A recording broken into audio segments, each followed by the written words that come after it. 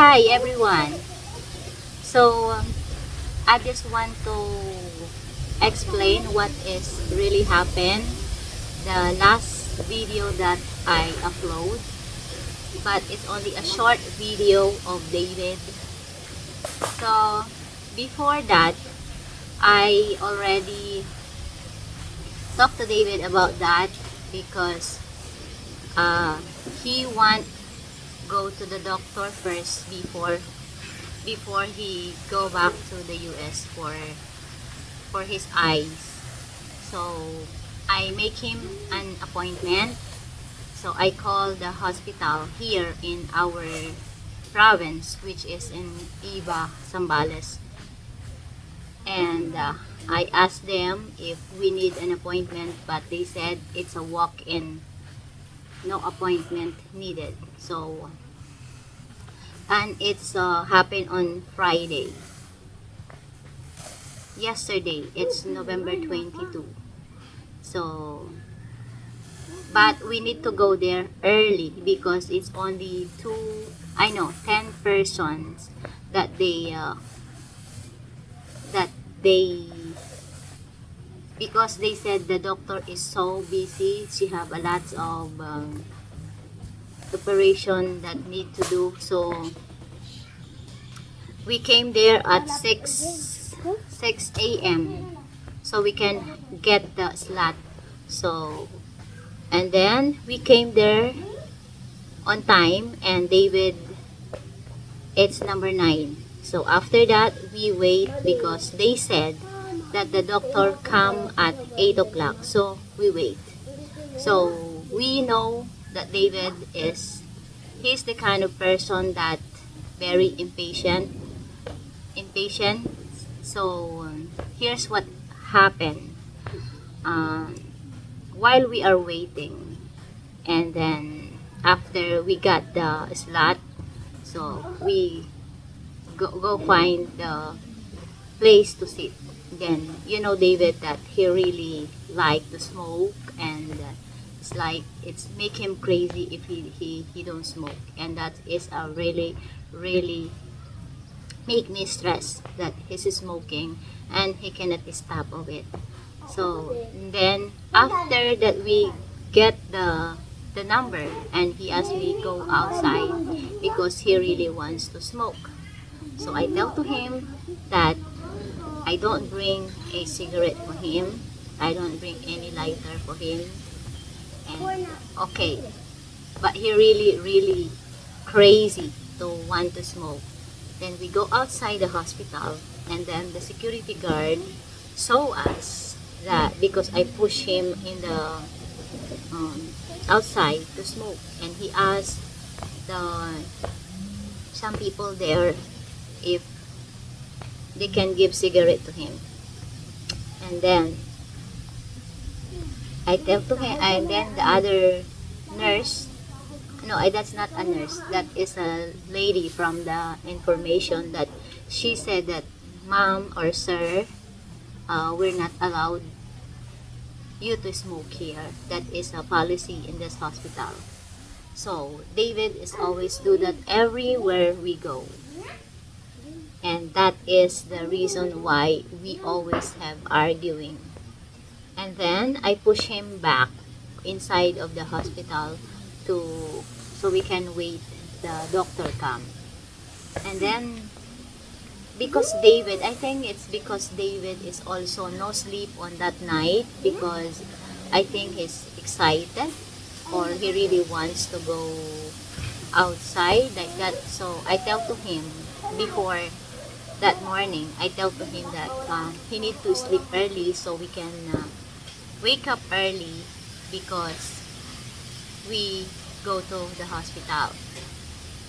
And then it's already 2 a.m. in the morning, and he woke up until 6 o'clock. He don't sleep because his watch what is time. Then I tell to him, go back to sleep, so tomorrow morning we need to go early.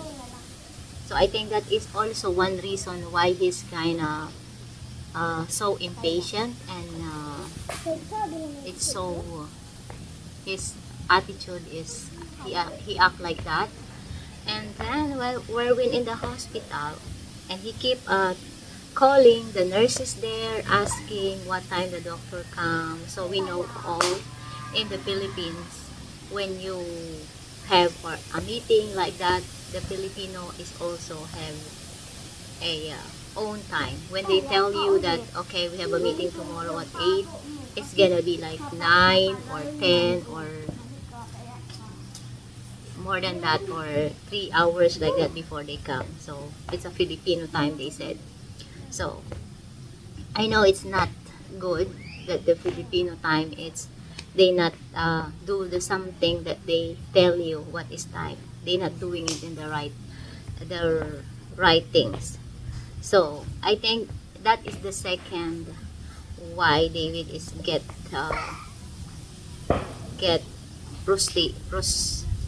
frustration. No, I don't know.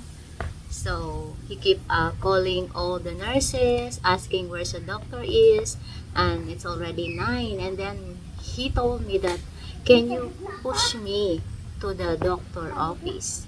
And then I tell to him, David, the doctor is not yet here, because he said, because when we go to Angeles, he remembered that the nurse is putting the drop on his eyes.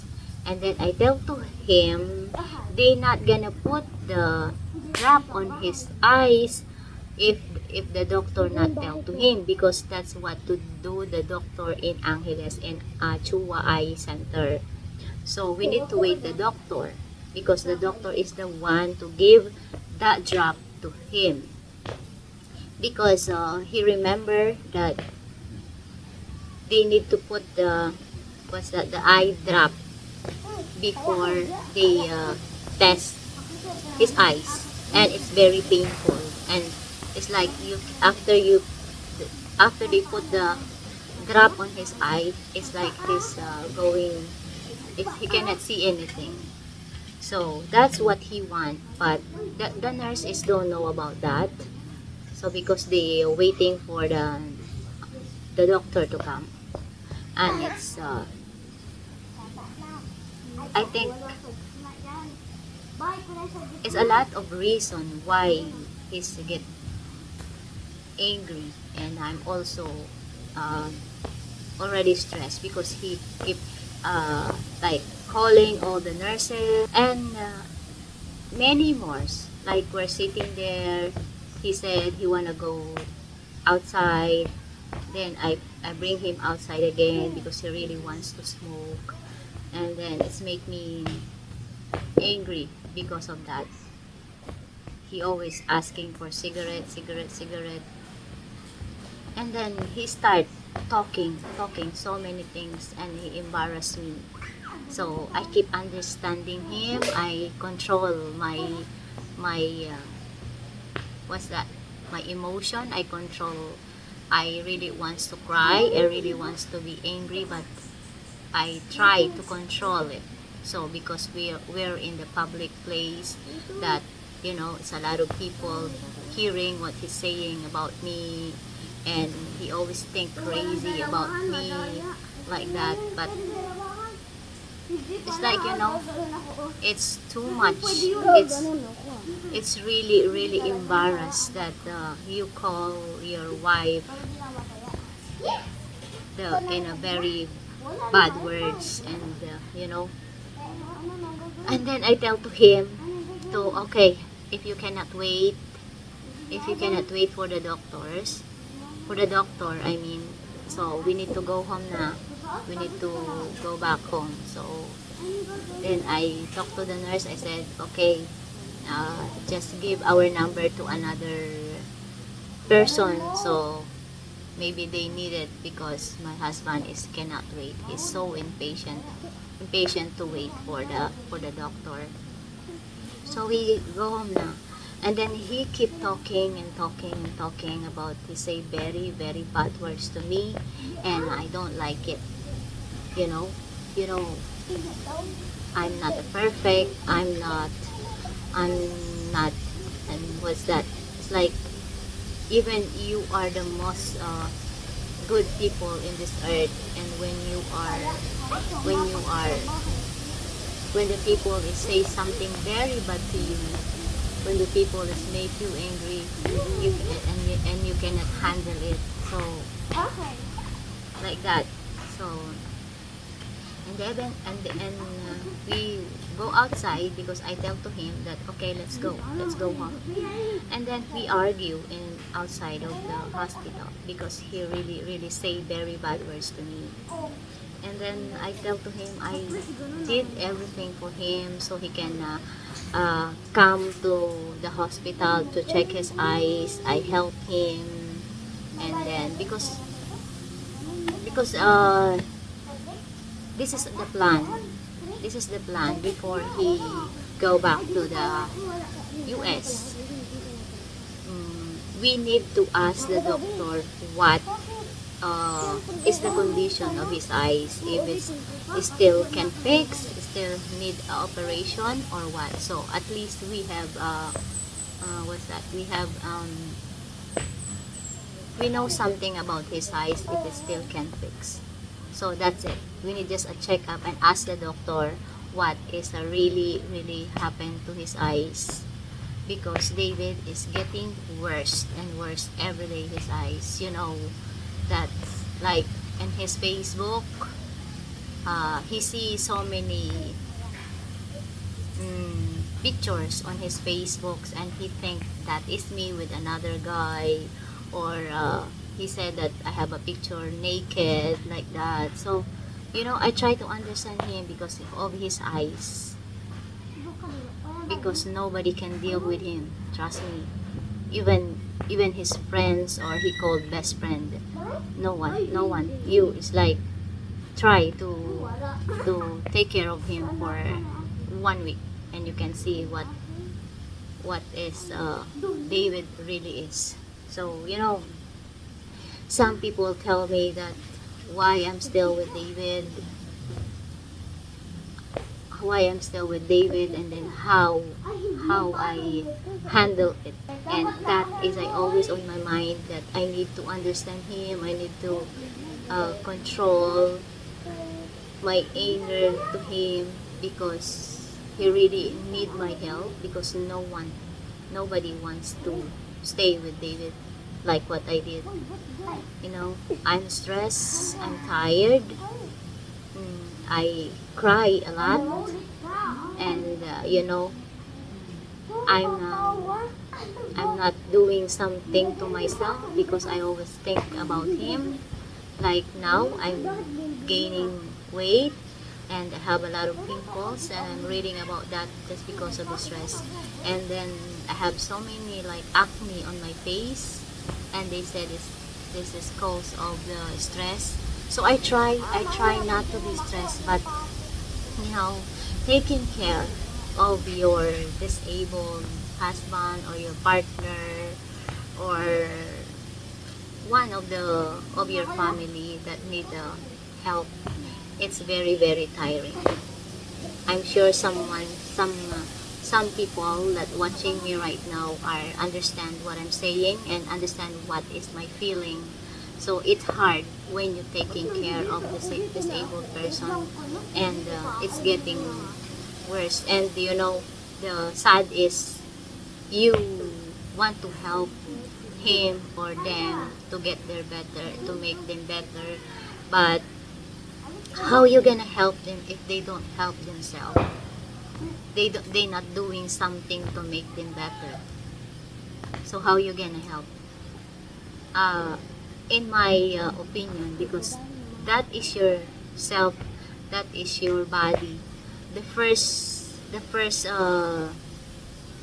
person is you. You are the one to help yourself. You are the one to tell to yourself. Yourself is the one to, like, you listen to yourself. You listen of your body. You listen of what is your mind saying, because that is you. That is yourself. You need to do something for yourself. If you don't love yourself, then maybe you don't like do something to make you better. So it's hard to help the person if he don't want to help his own self. So that is what happened to David. You know, we have 8 years together. We have 4 years or 5 years married, and then so we have before we married we have 3 years before we married, so we already have 7 years together. And you know, I'm not gonna lie that I'm not tired. It's so tiring, you know. It's very stressing,